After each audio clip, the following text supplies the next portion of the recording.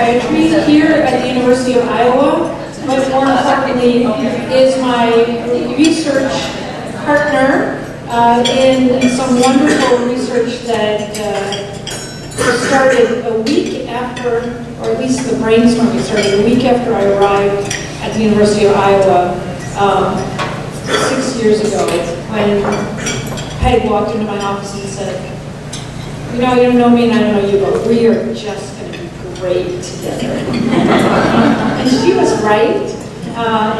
So I will go ahead and let Peg get started. I should say she's done amazing research in many fields, but I really think the field that she's working with me in is the best. Well, I would agree with that. It's some of the most exciting.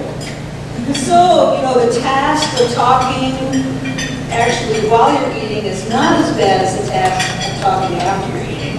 Although most of you are already done, right? Because all of the blood flows going down here, no postprandial. So I'll try to keep things light. Most importantly, it would be great if you interrupted me with questions. I'm totally fine with that. We don't have to wait till the end. But the topic here is broad, but I'll be focusing on myotonic dystrophy as an illustration of the topic, which is using brain imaging to understand the brain and how to translate that into therapeutics. So, very briefly, we're going to talk about neurogenetics and kind of the field as a whole. And then we're going to dive into, hopefully not into a rabbit hole, but biomarkers. So using magnetic resonance imaging or MRI.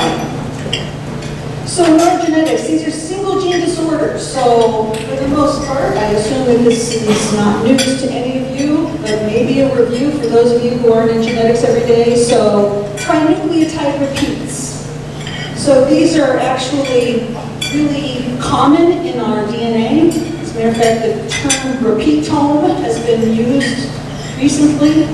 So in the context of genes that make a protein, it's very common, extremely common in our DNA to have repeats. And typically those repeats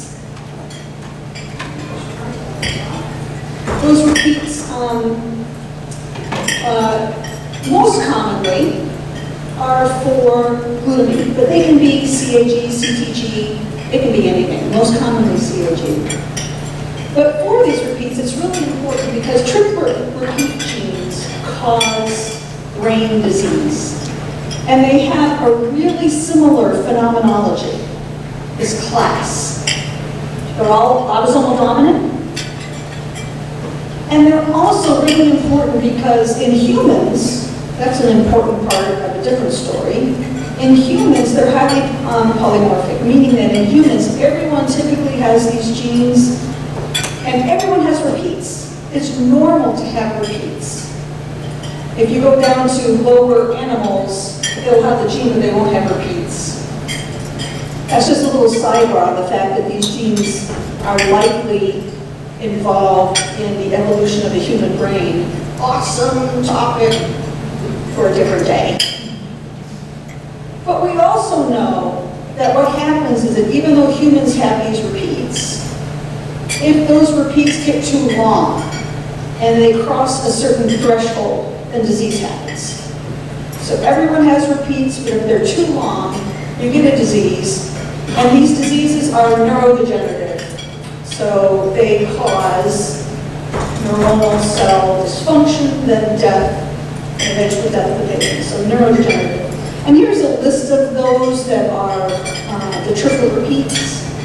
And I'm going to talk specifically about myotonic dystrophy today, but there's a lot of work being done on all of these. So, single gene disorders, the good and the bad. So one of the things, because I'm a psychiatrist, and I started out the first 15 years of my research in schizophrenia, where we never heard what I call the C word, pure. But then I stepped into the world of single gene disorders, started most of my work with Huntington's disease, and one of the first things I heard was the C word, and I'm like, really, guys? We don't say that.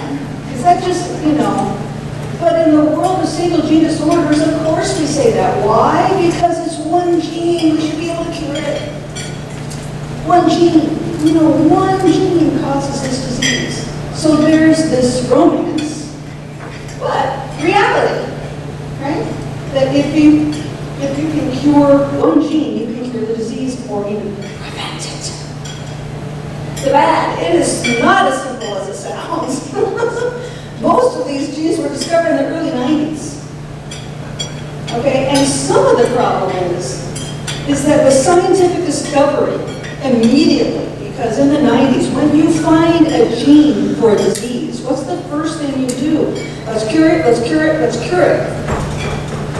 So the next 25 years, continuing to this day, the vast majority of the science done is on pathophysiology. Rather than, hey, what's this gene do normally? To be honest, for most of those diseases, we still don't yet know what that normal gene does.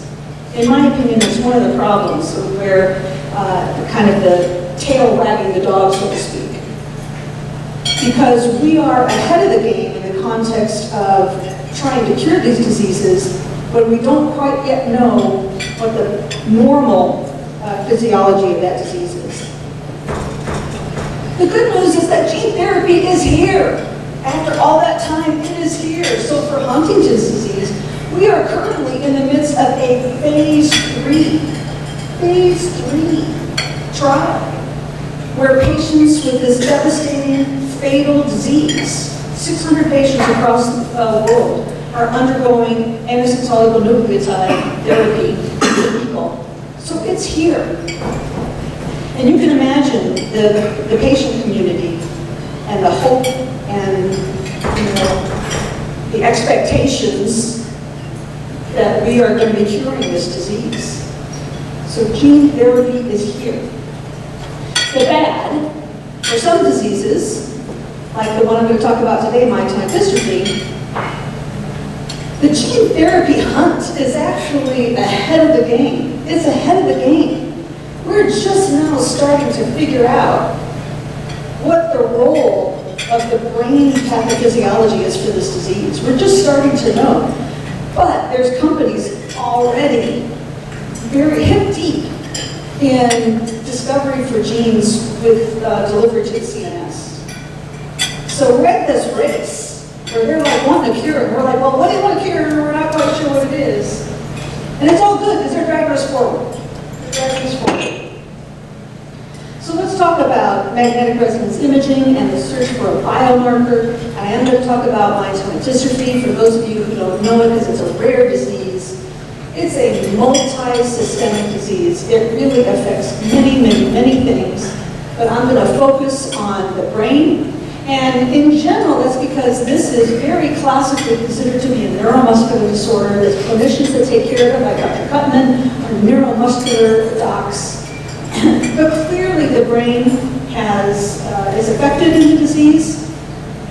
Earlier onset is affected more than it is later onset, but even in later onset, what's called classic adult onset, there is changes in thinking skills, in behavior, apathy is a big problem, and also daytime sleepiness.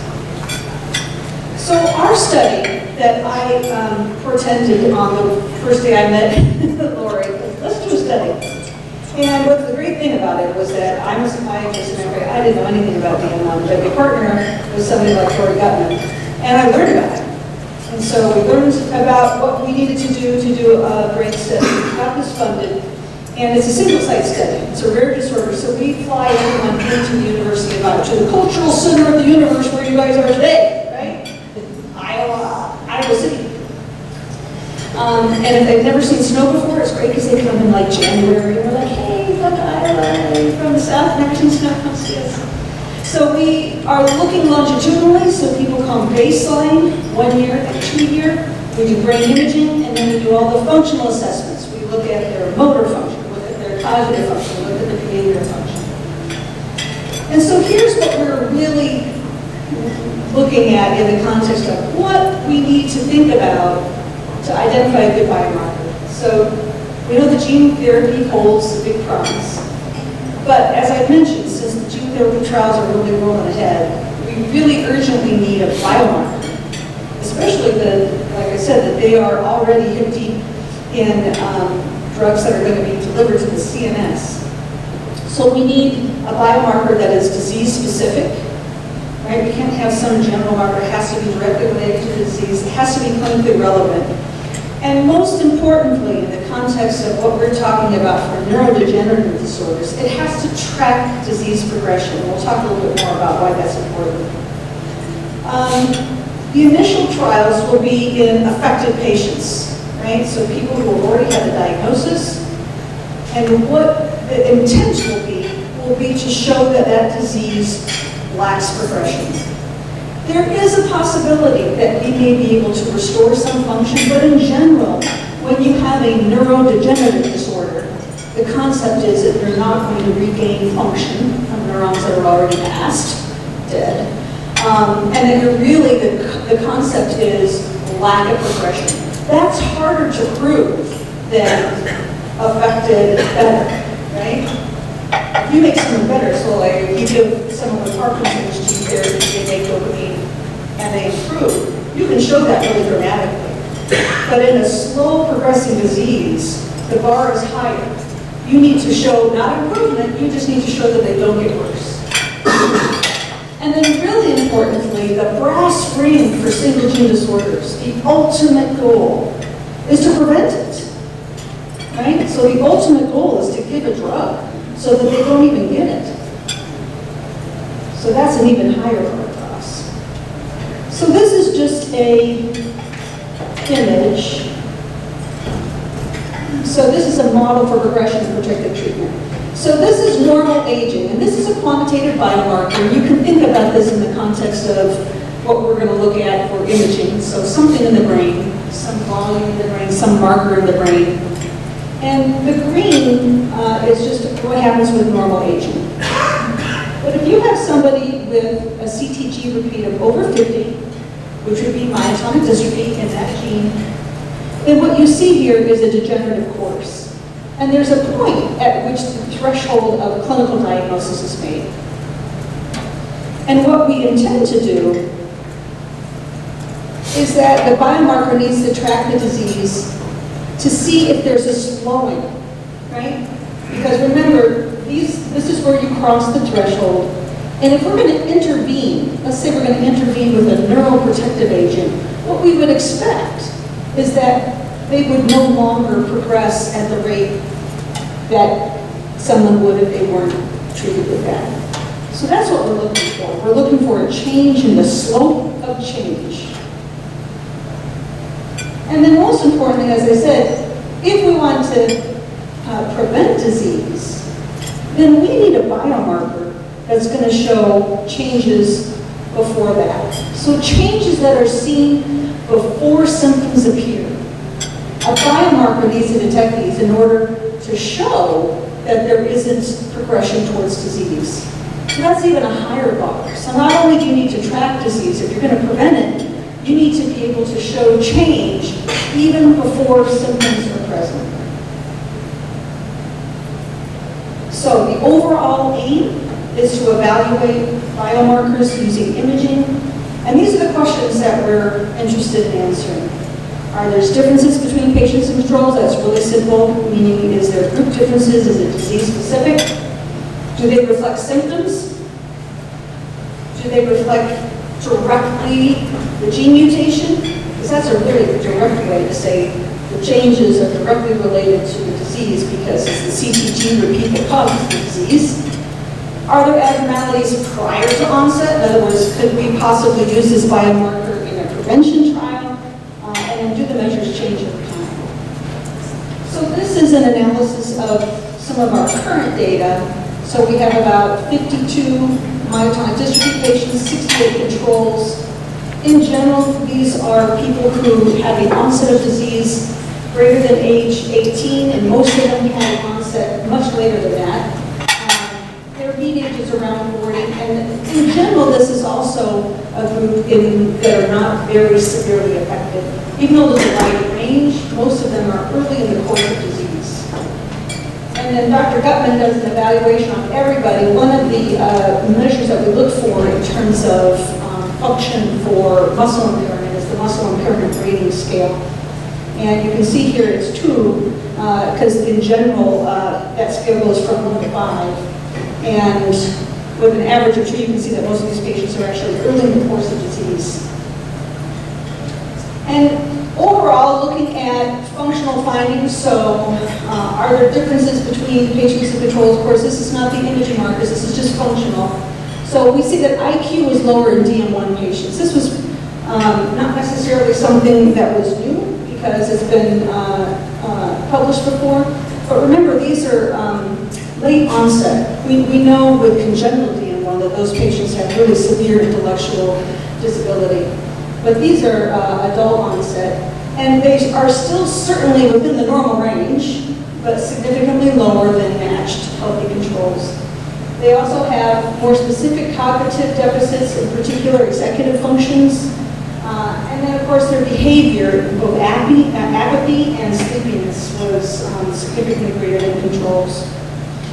They definitely also had fine motor problems, so their grip strength and simple measure of finger tapping was significantly lower. I don't have the asterisk, but that was obviously statistically way lower. And then we looked at the imaging measures. So I'm going to talk about 2 measures today. One of them is structural, which is very basic bread and butter. It's volume of tissue. And then more specifically, DTI, diffusion tensor imaging.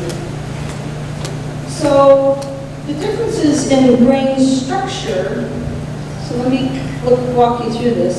0 is essentially the mean of the healthy controls. And then all of these measures are specific volumes of brain tissue.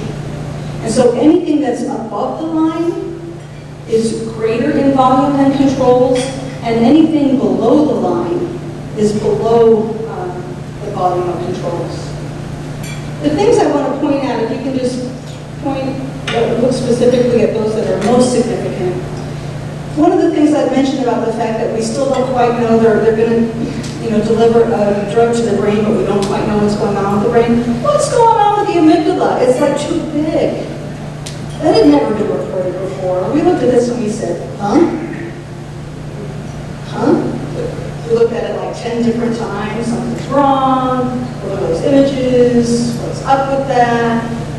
Hippocampus is up too, but the amygdala knows. So this is what I'm talking about. It's kind of like, whoa, we don't quite know what's going on. But there it is. The amygdala is enlarged in DM1.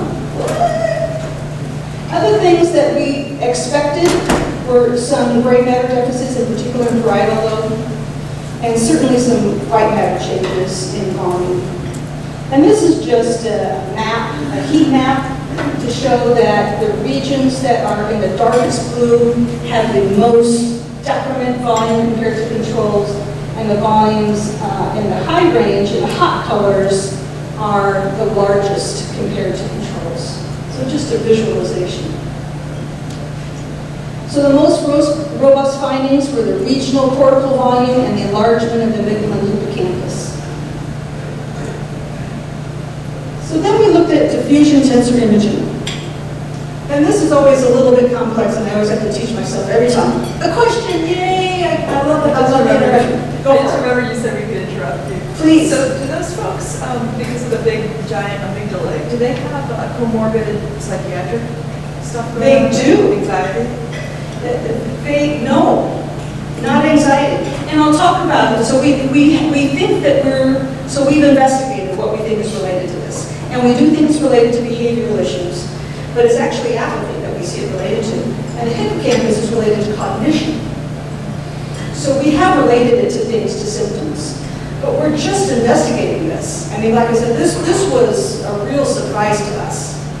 And interestingly enough, I think it's actually the opposite. So a lot of DM1 patients that are congenital, they're given the diagnosis of autism. And it's actually not autism. It really, they are much more almost like Williams syndrome. They are like overly aggressive in social skills. So if anything, they have a lack of anxiety. And so remember, bigger, smaller, you can, just because bigger doesn't necessarily mean better. You can have it pathologic. So we're investigating that. I see, so Kim, I see you're nodding. Are you a pediatric neurologist? Yeah, so I saw your Yeah, they're given the diagnosis of autism, but it's really a phenotype that's way different. I feel like most of the genetic autisms are not the same. Yeah, they're not. Yeah, and I haven't seen a lot of congenital, but we see a lot of the patients that are childhood onset congenital, are myotonic dystrophy, and they're just overly, like I said, they're much more like Williams syndrome than they are autism. They clearly have social dysfunction, which gets them an autism diagnosis. So they're clearly dysfunctional, but it's way different. Okay. So diffusion tensor imaging, for those of you who don't know, so DTI essentially tracks water molecules, tracks the directions of water molecules, and so DTI looks specifically at this measure called fractional anisotropy. So fractional anisotropy, the higher the FA, the healthier the white matter. So essentially, if you have a water molecule that's moving in all certain directions, you're going to have a low FA, but if you have a water molecule that's tracking along a healthy white matter track, it's going to go in one direction, and so your FA is going to be high. And so, in general, FA, high means healthy white matter. What we see here in myotonic dystrophy, and these are very global measures, I'll talk more specifically about region, but we see FA abnormalities in myotonic dystrophy across the entire brain. And they're really dramatic. Remember, this is a group that's really in the context of their disease, and their FA is way below normal. So their FA is way down. So essentially that means the white matter in particular has microstructural abnormalities. So do these measures, FA and the structural measures, do they reflect symptoms? So the enlargement of the amygdala and the hippocampus is likely pathological. So it is possible that you can imagine that the amygdala might be hypertrophied for compensatory mechanisms, right?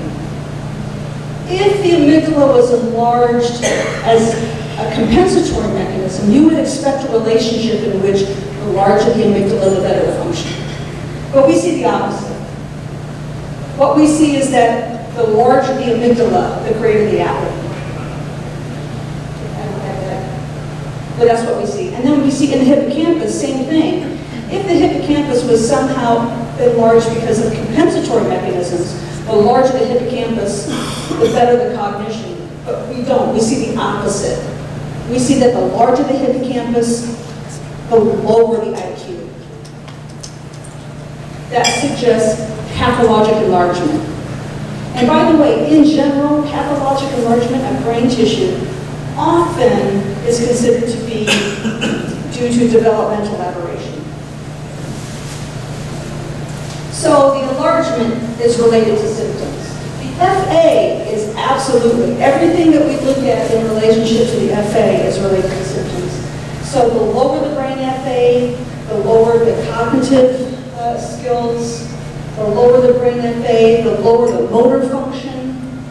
And this is really something that was another thing that is kind of new in the context of thinking about the brain driving the muscle disease, because we know that the primary problem with muscle weakness is a primary muscle pathophysiology, but there may very well be a secondary CNS driver to muscle dysfunction. So in this disease, even if we don't treat the muscles directly, it's possible that we can improve / decrease progression of muscle weakness by treating the CNS, because it may have a secondary role. So that was something kind of new in the context of thinking about myotonic dystrophy. So they're also related to CTG repeats. So this is not as dramatic as some of the relationships with the symptoms, but we see that the longer the mutation, the lower the FA. So these measures are related to symptoms, they're related to disease. Do they change over time? So this is really, as a biomarker, this is where the rubber hits the road. Because, right, we need to show, if you give a drug, we need to show that that slope of change doesn't change. So we need to see if this biomarker changes over time. So here's a conundrum. Neurodegenerative diseases are often slow. That's a good thing for the patients. For myotonic dystrophy, it's a slow progressive disease. We don't want to minimize that. I mean, patients suffer and eventually they become very dysfunctional. In Huntington's disease, it's a fatal disease. But on average, from motor symptoms to death, it's 15 years. These are typically long diseases. And so the bad thing for the clinical trial design is that the last thing you want to do is have a clinical trial that lasts 2 years, right? You don't want a drug to say, hey, this drug works, so you don't want to have to wait 2 years. So you really want to be able to find something that is changing more quickly. That's the conundrum. So in our study, thankfully what we do see, we just recently did our analysis. So what you see here, this is the change in fractional anisotropy. And these are some very specific regions. So this is anterior limb of the internal capsule, this is middle cerebellar peduncle. And blue are the controls. This is 1 year, 2 year, 3 year in terms of their return. And in general, you can see the connecting lines. I think the really important thing is to look at that really closely and realize, man, there's some controls that, it looks like noisy data, right? That's what happens with humans. You get noisy data. Because you can see here, the orange is the DM1. There's some DM1s that are increasing, there's some controls that are decreasing, but on average, as a group analysis, you can see that the DM1 patients are decreasing over time in their fractional anisotropy compared to the controls. And most of that is because the controls are not changing or changing slightly, actually maybe increasing a little bit. One of the things that happens a lot in neurodegenerative diseases is that everything changes with age.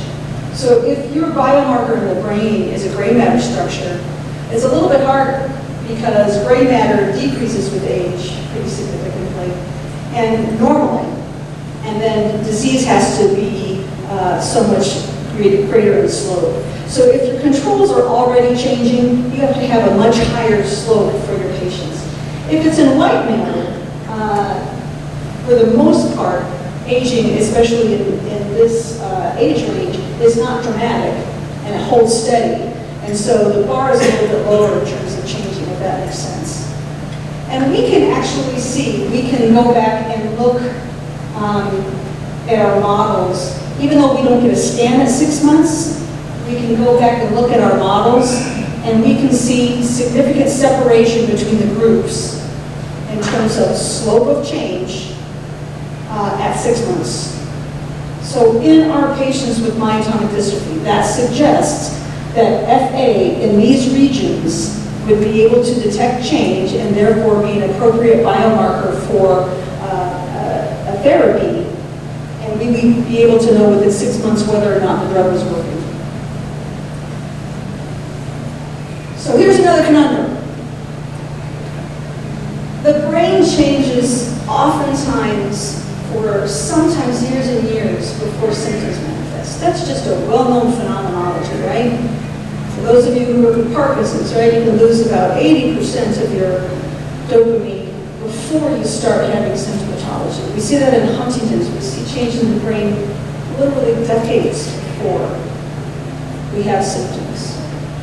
And so the conundrum is that you're going to need, according to the FDA doesn't want a biomarker that doesn't have direct relationship to clinical symptomatology. We know in myotonic dystrophy that we are not detecting significant change within 6 months. We can't see motor change in 6 months. We can't see cognitive change in 6 months. But one of the things that we did look at that was quite surprising was we had patients rate their symptomatology on a large survey that assesses their personal disease burden. And what we found is that this is for patients rating their disease burden for their breathing, for their myotonia, so grip and myotonia, and for their cognitive status. And if you can see, the blue line are the patients in which their FA decreased over time. And for those patients specifically, their self-rated disease burden increased. So even if we don't have a quantitative measure of Lori doing finger tapping or a mirror score that doesn't show, that shows no change, the patients rating their personal subjective feeling showed direct correlation with the changes in FA. So that's pretty strong evidence that these markers are related to symptoms and can track those change. The other two lines here that you see are patients who said they didn't have any change in their symptoms, or patients who actually had a slight increase or improvement in their symptoms. So once again, specifically for those patients who had a change in the brain, that was correlated with their subjective change in their symptoms. So are there abnormalities prior to disease? So in this group, we had a small subset of patients who were what we call pre-symptomatic. So they had gotten gene testing, knowing that they were at risk for myotonic dystrophy, but they did not yet manifest clinical symptomatology, meaning that their exam on the mirror scores was 0.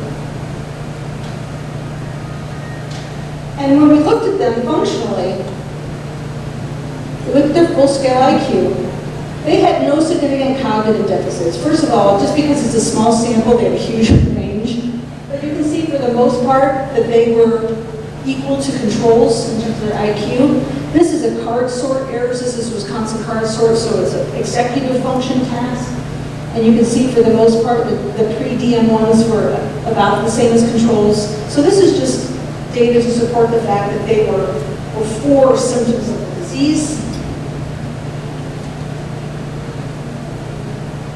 They also had normal grip strength, but interestingly enough, this simple finger tapping test did show that they had significant problems in that. It's a very subtle difference in the finger tapping. So all symptoms were normal or absent, except a subtle difference in the finger tapping. So this was, once again, a pre-symptomatic group. And here's what their FA looked like.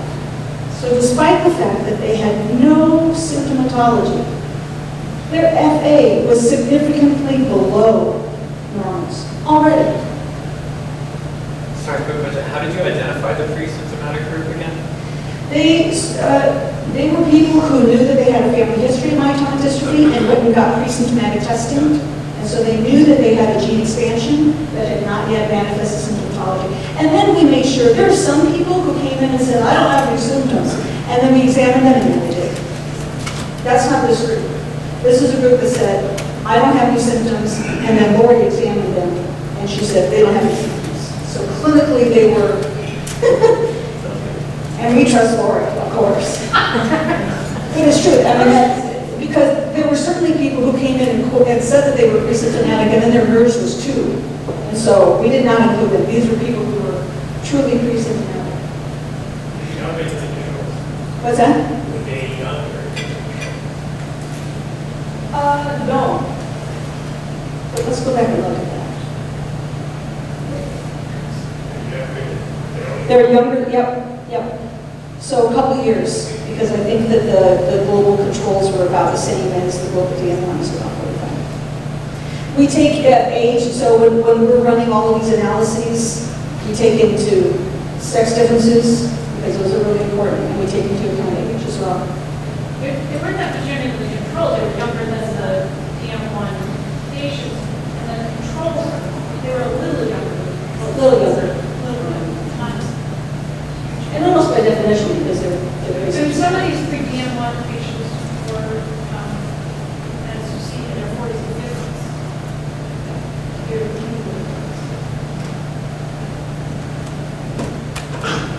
So, brain FA, fractional anisotropy, holds promise for being a useful biomarker for gene therapy trials. It is disease-specific. It correlates with C to the G. It's clinically relevant. It correlates to symptoms, and in particular, I say here to muscle and CNS, but also to the patient's self-reported symptomatology. It tracks disease progression, and in particular, it tracks it within the context of potentially 6 months. And it's present prior to disease onset, which is important in the context of potential disease prevention. So, just to thank you for this. This is a big group that we work with, and the people that are highlighted in red are the people that are working either directly with the patients who come or with all the brain imaging analysis. And of course, Dr. Gutman and Vince Magnotta, who is the imaging expert. Okay, questions?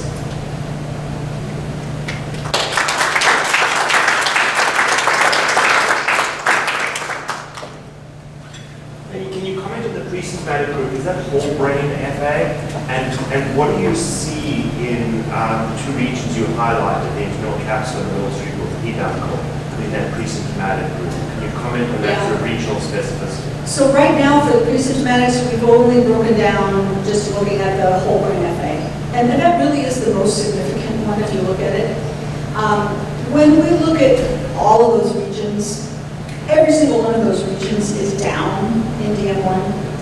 Those two happen to reach statistical significance. In my opinion, it's not necessarily because they are, I don't think that there's a regional specificity. I don't. I think it's a global phenomenon, which is true for white matter, right? I mean, it makes sense if it's white matter that you're not going to have regional specificity in white matter. Simply, it's likely a statistical issue. So, for instance, it might be that the controls in that area, you know, maybe they're going up slightly. So remember, it takes forever for the brain to fully myelinate. And men are still myelinating into their third decade.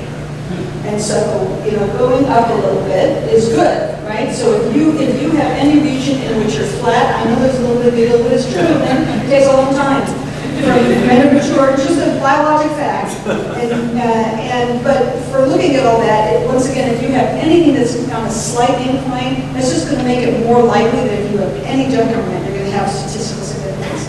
So I'm not convinced that it's only those two. So those are the two regions that survive multiple correction analysis adjustment.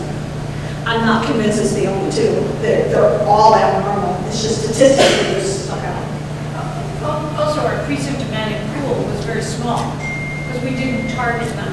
We took anybody who was interested in being in the study that fit our inclusion-exclusion criteria. And it just turned out that we had a pool of pre-symptomatic patients. And then, We hope to target them more in the competitive enrollment where we're going to hopefully maybe do multi-site, and we'd love to see more pre-symptomatics. Do you have longitudinal data on the pre-symptomatics, or is it just? We do. So they have the same type of slope as the? I don't know. So right now we just broken them out just for that one analysis, but we're looking at it really closely. It's really hard to scale.